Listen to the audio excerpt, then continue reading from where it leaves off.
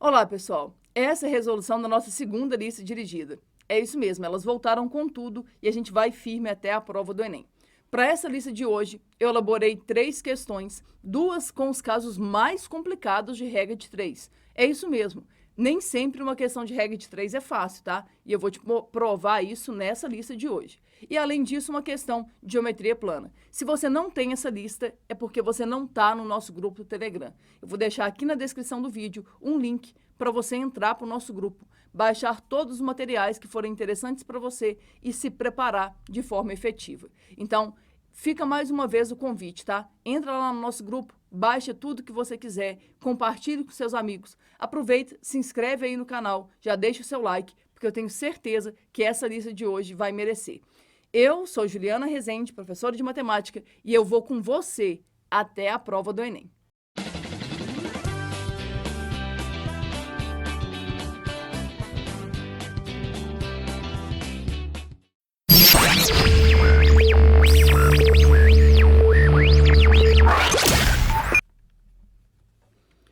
Uma turma do terceiro ano do ensino fundamental de um colégio estadual tem 40 alunos. E, de acordo com o levantamento feito pela coordenadora pedagógica, a escola tem papel suficiente para imprimir as tarefas dessa turma durante 100 dias letivos. Acontece que 30 dias depois dessa contagem, 10 alunos oriundos de uma escola que foi fechada devido às fortes chuvas que ocorreram na cidade foram transferidos para essa escola e adicionados a essa turma. Dessa forma, a quantidade inicial de papel em relação à previsão inicial durará quantos dias a mais ou quantos dias a menos. Então, gente, para mim, isso aqui é um dos casos mais complicados de problemas de regra de 3. Por quê? Não tô lembrado, não. Não tá lembrado, não. Não, nunca nem vi. Quando é que uma questão de regra de 3 pode se complicar? Uma das maneiras para complicar uma questão de regra de 3 é quando no meio do processo o combinado muda. Ah, Ju, como assim? Foi combinado uma coisa, só que no meio do processo esse combinado mudou. E aí você vai ter que tomar muito cuidado para não cair na pegadinha mais comum. O que muita gente faz aqui? A pessoa vem aqui e pensa assim, ó, quantidade de alunos, quantidade de dias que o material vai durar. Aí a pessoa pensa, quando tem 40 alunos, o material dura 100 dias. Aí tenta entender, 10 alunos vão ser adicionados à turma. Então, agora a turma vai ter 50 alunos. Aí a pessoa pensa, com 50 alunos vai durar X dias. Está errado isso aqui. Por que está errado? Toma bastante cuidado, tá? Está errado, gente, por um motivo muito simples. O combinado já tinha começado, ou seja, não é assim, a turma tem 40 alunos e aí tem um material que vai durar 100 dias. Aí, antes de usar qualquer papel desse material, entram mais 10 alunos na turma.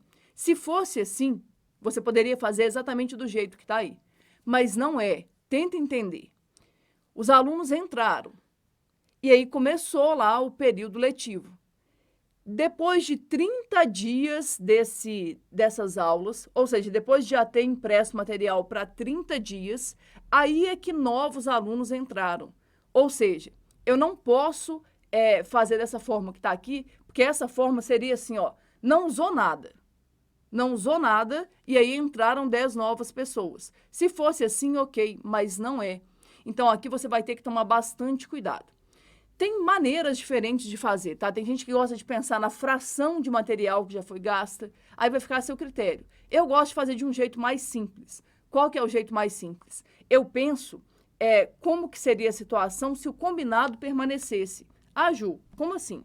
Então, eu insisto muito com meus alunos nisso aqui, tá? Ó, eu gosto de pensar dessa maneira. Coloco aqui quantidade de alunos e quantidade de dias. Aí eu penso assim, se nada tivesse mudado, eu teria 40 alunos, eu teria material para imprimir para esses alunos durante 70 dias. Ah, Ju, por que 70? Em nenhum lugar fala 70. Tenta entender. A previsão inicial era 100. Só que 30 dias já se passaram normalmente. Então, na verdade, eu teria mais material para 70 dias. Então, tenta imaginar, nenhum aluno teve que ser transferido para essa escola de forma emergencial, está tudo como combinado. Eu ia ter 40 alunos sendo atendidos com material durante 70 dias. Aí, a hora que eu penso no que falta, eu consigo resolver o meu problema sem ter que pensar em fração, sem ter que fazer muita coisa, tá? E aí você vem aqui agora e coloca. Porém, não são mais 40 alunos, são 50 alunos. E aí 50 alunos vão ser atendidos durante X dias. Beleza, montei a minha tabelinha. Agora você não pode esquecer. Regra de 3, gente, simples, é um dos temas preferidos do Enem. Em geral, são questões mais fáceis de resolver. O difícil dessa questão é a montagem dessa tabela. É você pensar no que faltou e conseguir fazer essa montagem. Agora, o que você tem que pensar aqui? Você tem que pensar como é que você resolve uma regra de 3. O primeiro passo é você montar uma tabela com os dados do problema. Agora, o segundo passo é o mais importante de todos. O segundo passo consiste em você analisar se as grandezas envolvidas são diretamente ou se elas são inversamente proporcionais. Ah, Ju, eu aprendi que eu só venho aqui e multiplico cruzado. Cuidado com isso, tá? Isso aqui, em alguns casos, vai funcionar porque as grandezas vão ser diretamente proporcionais. Mas em outros, você não vai conseguir chegar à resposta correta porque você precisa analisar as grandezas. Eu falei sobre isso aqui com os meus alunos essa semana. Então, eu tenho certeza que na cabeça deles isso aqui vai estar muito, muito fresco. Não esquece, o passo mais importante é você analisar as grandezas. Como é que a gente analisa isso? Você pensa assim, ó, antes a turma tinha 40 alunos, agora a turma tem 50 alunos. Isso quer dizer que tem mais gente para ser atendida. Se tem mais alunos, o meu material vai durar menos tempo. Por quê? Tenta imaginar, eu vou ter que imprimir mais tarefas. Então, consequentemente, se tem mais gente, o meu material vai durar menos tempo. Então, as grandezas aqui são inversamente proporcionais. Ok, mas aí como é que você faz para resolver isso? Quando você tem grandezas que são inversamente proporcionais, na hora de montar a sua proporção, você mantém a ordem de uma fração e tem que inverter a ordem da outra fração. Então, você vem aqui e escreve assim, ó. Eu gosto, gente, de manter sempre a fração que tem o termo desconhecido. Então, eu mantenho a ordem dessa e vou inverter essa aqui. Ao invés de escrever 40 sobre 50, eu vou escrever 50 sobre 40. Agora, você vem aqui e simplifica o que der. Por exemplo, esse 0 cancela com esse. Multiplica cruzado. Vai ficar 5x, vai ser igual a 4 vezes 70. O que vai ser o x? 4 vezes 70 dividido por 5. Ah, Ju, por que você não fez essa conta? Gente, geralmente eu deixo as contas indicadas na esperança de poder simplificar. Agora eu venho aqui e simplifico, ó. Aqui por 5 dá 1. 70 dividido por 5, se fosse 70 dividido por 10, dava 7. Como eu estou dividindo por 5, vai dar o dobro, vai dar 14. Aí você vai ter que fazer essa conta aí. 14 vezes 4. 4 vezes 4, 16, vai 1. 4 vezes 1, 4. Com 1, 5. 56. Agora, cuidado, tá? Porque você vai chegar aqui e vai falar assim, Ju, mas estranho, porque não tem essa resposta. Ô, gente, ainda bem que não tem essa resposta, porque senão você seria induzido a marcar isso. Cuidado, tá? Olha bem para o comando da questão. Dessa forma, a quantidade inicial de papel em relação à previsão inicial durará. Lembra, antes ia durar 100 dias. Aí alguém pode olhar e falar assim, ah, Ju, então tá fácil. Agora vai durar 56, então 44 dias a menos. Não tem essa resposta. Cuidado. Aqui a gente tem duas fases. Na primeira fase, o papel durou 30 dias. Na segunda fase, o papel durou 56 dias. Então, no total, foram 86 dias. E aí, agora você consegue responder. De 100 para 86, diminuiu 14. Então, o papel durou 14 dias a menos. Resposta correta, letra C. Olha, esse é um dos tipos mais complicados de questões de regra de 3 que podem aparecer. Como eu falei, eu trabalhei isso essa semana com os meus alunos, então eu tenho certeza que isso aqui está muito fresco na cabeça deles. O que eu preciso que você entenda? quando é que uma questão de regra de 3 eventualmente pode se complicar? Quando você percebe que no meio do processo o combinado mudou. E aí pode ser vários contextos, tá? Pode ser, por exemplo, quantidade de papel numa escola, mas pode ser, por exemplo, quantidade de comida numa creche. Imagina, tinha lá uma quantidade de comida, aí novas crianças entraram na creche. Ou então algumas crianças saíram da creche. Então, sempre que você perceber que já começou o processo, aí a hora que o processo está rolando, eles vão lá e mudam o combinado, aí você vai ter um problema um pouco mais complicado. O que eu te aconselho a fazer? Pensa no que falta. Como assim? Se já forneceram material durante 30 dias, quer dizer que se tudo corresse como combinado, eu teria material para mais 70 dias. Não serão 70 dias, porque novas pessoas ingressaram na turma. Então, cuidado, tá? Eles podem colocar vários contextos. Pode ser papel, pode ser comida numa creche, pode ser uma obra. A obra começa num ritmo e aí depois outros empregados vão ser adicionados a essa obra. Sempre que no meio do combinado, no meio do processo, né, o combinado mudar, você vai ter um problema um pouco mais complicado de regra de 3. Espero que você tenha entendido. Se você não entendeu, deixe sua dúvida aqui no comentário, que eu volto aqui para te explicar melhor. Vamos dar uma olhadinha agora na segunda questão. Essa segunda questão, gente, também é um caso um pouco mais complicado de regra de 3. O outro caso complicado de regra de 3 é quando aparece esse conectivo aqui. Você vai entender o motivo, tá? Vamos dar uma olhada e vamos pensar numa estratégia segura de resolução. Rafael trabalha como repositor em um supermercado. Essa semana ele está responsável pelo setor de massas. Uma das prateleiras sobre a sua responsabilidade tem capacidade para 900 pacotes de macarrão tipo espaguete ou 750 pacotes de macarrão para lasanha. Então, repara, eu quero que você veja aqui a presença desse conectivo. Então, tenta entender. Na prateleira, cabe 900 pacotes de espaguete ou 750 pacotes de lasanha. O repositor esvaziou completamente a prateleira e pretende usar sua capacidade máxima. Além disso, decide organizar primeiramente os pacotes de espaguete. Se Rafael já organizou 600 pacotes de espaguete que foram disponibilizados, o número máximo de pacotes de lasanha que poderão ser colocados na mesma prateleira é. Então, tenta entender. Ou ele coloca 900 pacotes de espaguete ou 750 pacotes de lasanha. Não dá para ele colocar um e outro, não. Mas aí o que ele pode fazer? Ele pode mesclar. Ele pode colocar uma certa quantidade de pacotes de espaguete e uma certa quantidade de pacotes de lasanha. Então, o que ele fez? Ele foi lá, esvaziou a prateleira toda. Depois organizou 600 pacotes de espaguete. Repara, cabe 900, mas ele já colocou 600. Ou seja, sobrou espaço. Só que nesse espaço que sobrou, ele não quer colocar mais espaguete. Ele quer colocar pacotes de macarrão para lasanha. E aí a pergunta é, quantos pacotes de macarrão para lasanha ele pode colocar sem ultrapassar a capacidade máxima, né, aí da prateleira? Então, como é que a gente vai pensar nisso? A ideia, de novo, tá? É você pensar no que falta. Como assim?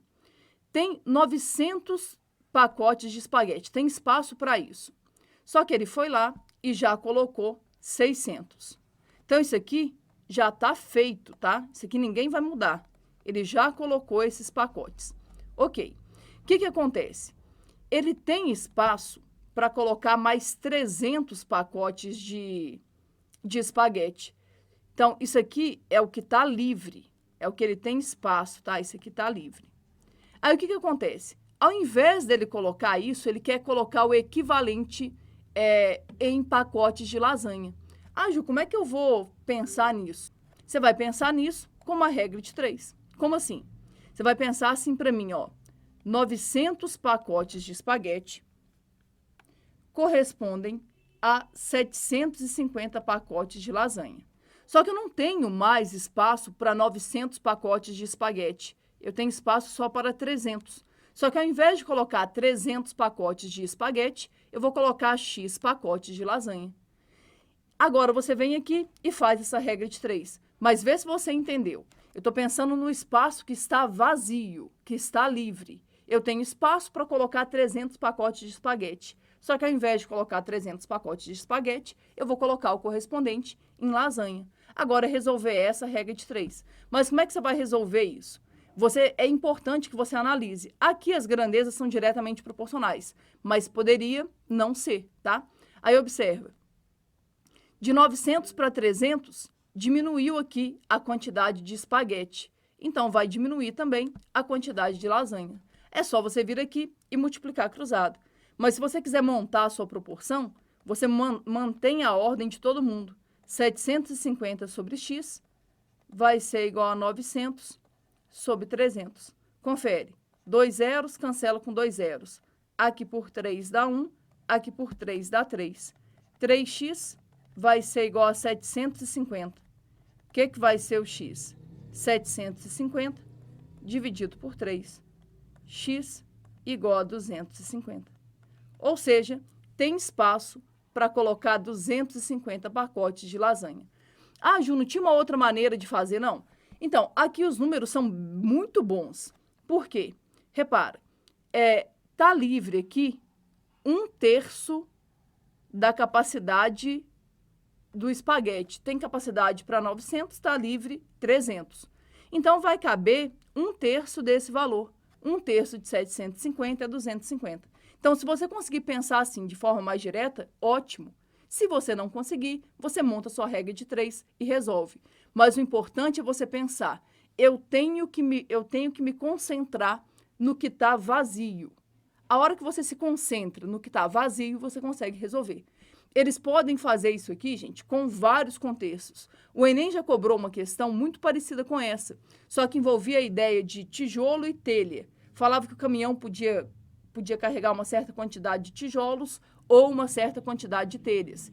E aí ele já estava com uma certa quantidade de telhas dentro do caminhão. Aí perguntava quantos tijolos ele poderia colocar para completar a carga. Então, sempre que aparecer isso aqui, ó, sempre que aparecer o ou, você vai tomar cuidado e vai prestar bastante atenção na maneira de resolver, tá? Espero que você tenha entendido. Se você não entendeu, deixa aqui no comentário que eu volto para te ajudar.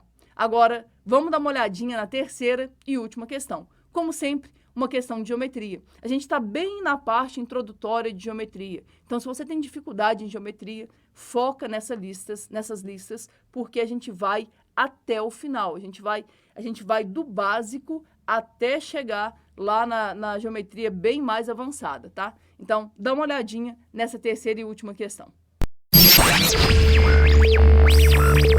Um engenheiro é o responsável técnico por executar o projeto para a instalação de uma antena de celular em uma propriedade rural. De acordo com os dados contidos no projeto, a inclinação de uma das peças da antena em relação ao solo é de 52,36 graus. Porém, o aparelho utilizado pelo profissional não usa a representação angular decimal. Dessa forma, para configurar o aparelho e, assim, seguir à risca as determinações do fabricante, o engenheiro deve reescrever a medida usando graus, minutos e segundos. Ao fazer os cálculos, o engenheiro descobriu que a medida da inclinação no formato exigido pelo aparelho é... Então, gente, o que acontece aqui? Aqui eu estou falando de unidades de medida de ângulo. Aí, especificamente, a gente está falando de grau. O que você tem que lembrar? Você tem que lembrar que o grau ele tem subunidades. Não sei se você se lembra aí, mas 1 grau equivale a 60 minutos. Muito cuidado para você não confundir isso com unidade de medida de tempo. Não tem nada a ver, tá? Cuidado, isso aqui é a unidade de medida de ângulo. 1 grau equivale a 60 minutos e 1 minuto equivale a 60 segundos. O que a gente vai ter que fazer? Para quem não lembra aí, ó, o símbolo de minutos é assim, de segundos tem 2, tá? Agora, como é que a gente vai fazer isso? Eu vou ter que tentar desmembrar aquela medida. A medida, no caso, é 52,36 graus. Então, isso aqui é a mesma coisa que 52 graus mais 0,36 graus. Aí, observa. Se você olhar aqui, você vai ver que todas as alternativas têm 52. O que muda são as subunidades, né? O minuto e o segundo. E aí eu vou ter que transformar isso aqui. Ah, Ju, como é que eu vou fazer isso? Então, nós vamos fazer isso de uma maneira bem prática para que vocês consigam entender exatamente o que está acontecendo aqui. Eu gosto de focar nessa parte que está aqui. E aí, a hora que a gente foca aqui, a gente consegue resolver o problema sem maiores dificuldades, tá? Tem gente que fala assim, Ju, eu poderia testar as alternativas? Gente, poder testar a alternativa você pode. A questão é, será que compensa gastar o tempo testando as alternativas? Não sei, eu acho que nesse caso aqui, você gastaria mais tempo testando do que tentando resolver o que está acontecendo ali. Como é que eu vou fazer isso? Eu vou pensar aqui, ó, ali é 0,36. Você pode fazer uma regra de 3 ou você pode usar porcentagem. Vai ficar aí a seu critério, tá? Eu vou fazer com uma regra de 3, porque a regra de 3 ela é um pouco mais democrática. Eu vou pensar assim, ó, 1 grau tem 60 minutos. Mas aqui eu não tenho 1 grau, eu tenho 0,36 graus. Isso aqui vai dar x minutos. E aí eu resolvo essa regra de 3, ó. Esse símbolo cancela com esse. Vai ficar 1 vezes x dá x. X vai ser igual a 60 vezes 0,36. Quem tem mais facilidade podia fazer direto. Lembra do que eu falei de pensar em porcentagem? Isso aqui é 36% de 1 grau. Aqui, ó, 36% de 1 grau. Você pode fazer assim se você quiser, tá? Agora, você vem aqui e termina essa conta. Eu não gosto muito de fazer conta com número decimal. Então, eu vou transformar isso aqui em fração. 0,36 é 36 dividido por 100. Me ajuda, ó. Esse 0 cancela com esse. O que vai dar o x, hein? O x vai ser 6 vezes 36. Faz aqui no cantinho. 36 vezes 6. 6 vezes 6 vai dar 36, vão 3. 6 vezes 3 vai dar 18. 18 com 3 vai dar 21. Então, isso aqui vai ser 216 dividido por 10. O que dá isso? Ah, Ju, de onde você tirou esse 10? Lembra que sobrou um 10 aqui?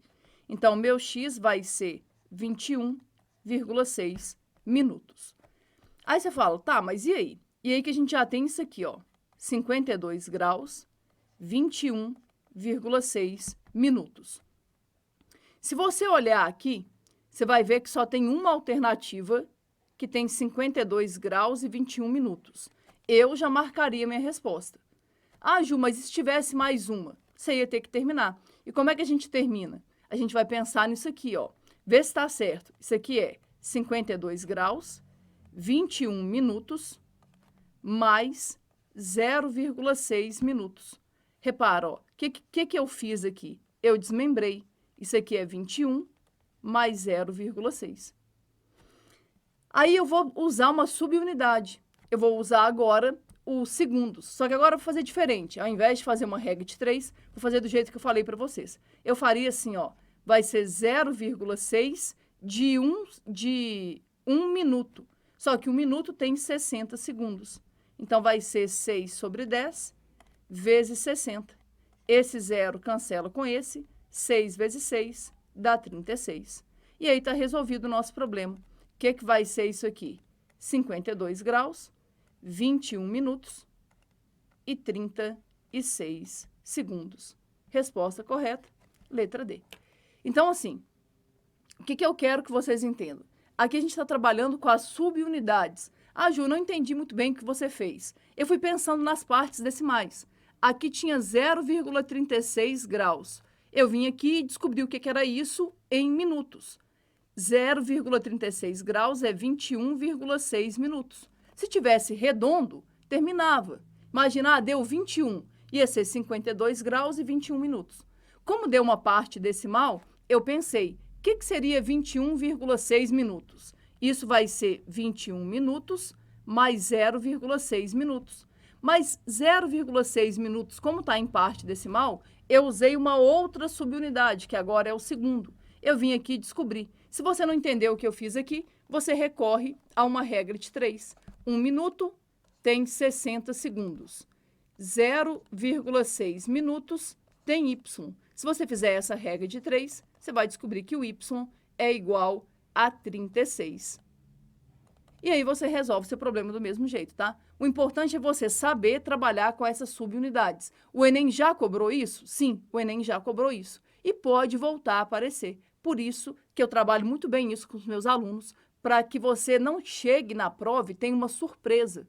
Eu quero que você chegue na prova do Enem e tenha a sensação de já ter feito aquela prova antes. Então, por isso que eu dedico tanto tempo a elaborar questões inéditas, não só para as listas dirigidas, mas para os simulados que eu aplico durante o ano. Eu espero que você tenha entendido a resolução dessa questão. Se ficou alguma dúvida, deixe aqui no comentário que eu volto para te ajudar.